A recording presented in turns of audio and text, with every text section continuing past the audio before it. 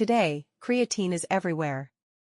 It's in gym bags, supplement stacks, sports drinks, and the routines of everyone from professional athletes to weekend warriors. Millions of people take it every day to build muscle, improve performance, recover faster, and even support brain health. But here's what's fascinating: creatine wasn't invented in a laboratory. Humans have been consuming it for thousands of years. In fact, every time our ancestors ate meat or fish, they were unknowingly taking one of the most effective performance-enhancing nutrients ever discovered. So how did a natural compound found in steak become one of the most researched supplements in history? This is the incredible story of creatine. The story begins in France in 1832. A chemist named Michel-Eugène Chevreul was studying skeletal muscle tissue when he isolated a mysterious substance from meat. This was a major scientific breakthrough. Chevreul named the compound creatine, derived from the Greek word kreas, meaning meat. At the time, nobody knew exactly what creatine did. Scientists simply recognized it as a naturally occurring component of muscle tissue. But the discovery opened the door to over a century of research that would eventually transform sports nutrition forever. 15 years later, in 1847, another scientific giant entered the story. German chemist Justus von Liebig confirmed that creatine was a natural constituent of meat. This was important because it connected creatine directly to human nutrition. Liebig became fascinated with the idea that compounds from meat could improve health and performance. He eventually commercialized concentrated meat extracts.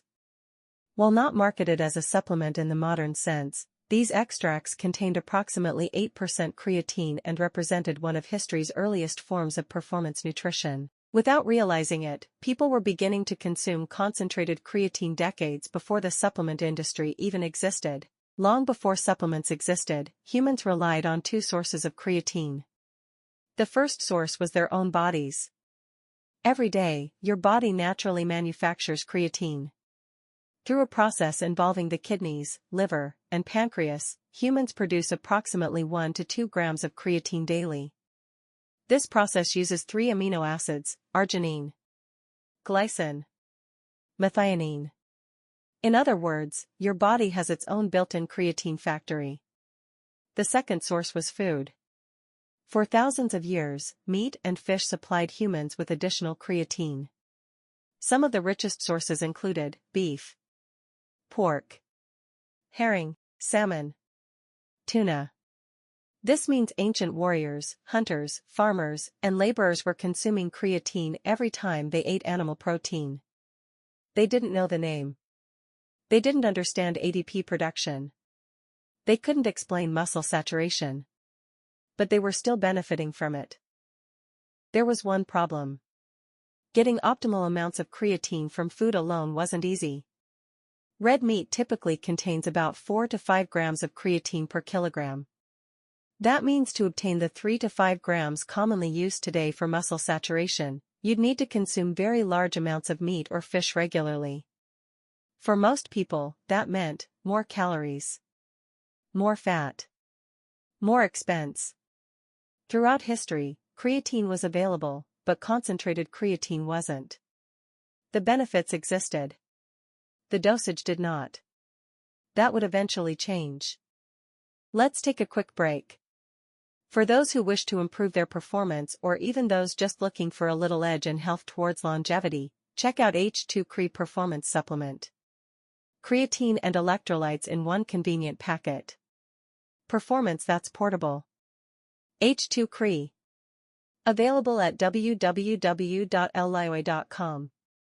Now back to the history of creatine. In 1912, researchers Otto Folin and Wiley Glover Dennis at Harvard made a discovery that would become one of the foundations of creatine science. They found that when people consumed creatine, their muscles retained more of it. This may sound obvious today. But at the time, it was groundbreaking. Scientists were beginning to realize that dietary creatine could actually increase the amount stored inside muscle tissue. For the first time, researchers were uncovering the possibility that creatine supplementation might influence physical performance. The science was slowly catching up to what would later become common knowledge. Fast forward to the Cold War era. Throughout the 1960s and 1970s, sports became another battlefield between nations. Olympic medals weren't just symbols of athletic excellence. They were symbols of national power. Reports began to circulate that athletes in the Soviet Union and Eastern Bloc countries were experimenting with creatine as a secret ergogenic aid. An ergogenic aid is anything that improves athletic performance. While much of the information from this era remains difficult to verify completely, creatine developed a reputation as an underground performance enhancer among elite sports programs. Years before the average gymgoer had ever heard the word creatine, some of the world's best athletes were already using it. Then came the moment that changed everything. In 1992, researchers Roger Harris and Eric Haltman published groundbreaking work demonstrating that oral creatine supplementation could dramatically increase muscle creatine levels safely and effectively. This was the evidence scientists had been searching for. And almost immediately, the athletic world paid attention. During the 1992 Barcelona Olympics, several British athletes openly credited creatine supplementation for helping improve their performance. Suddenly, creatine was no longer a secret. It became front-page news in the sports world. For the first time, the public saw a legal, natural supplement that appeared to deliver real results. The creatine era had officially begun. The growth that followed was explosive. Just 4 years later, at the 1996 Atlanta Olympics, estimates suggested that more than 80% of athletes were using creatine supplements. Think about that. In only a few years, creatine went from a niche scientific discovery to one of the most widely used performance supplements in the world. Athletes embraced it. Bodybuilders embraced it. Researchers embraced it. And unlike many supplement trends that come and go, creatine continued to prove itself under scientific scrutiny. Study after study confirmed its effectiveness. Most supplements rise quickly and disappear just as fast.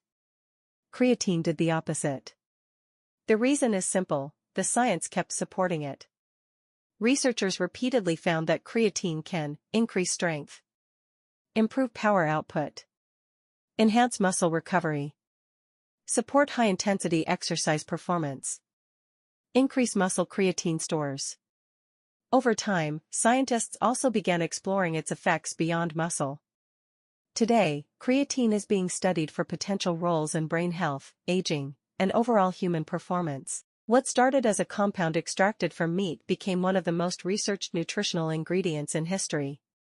The story of creatine is really the story of human evolution meeting modern science.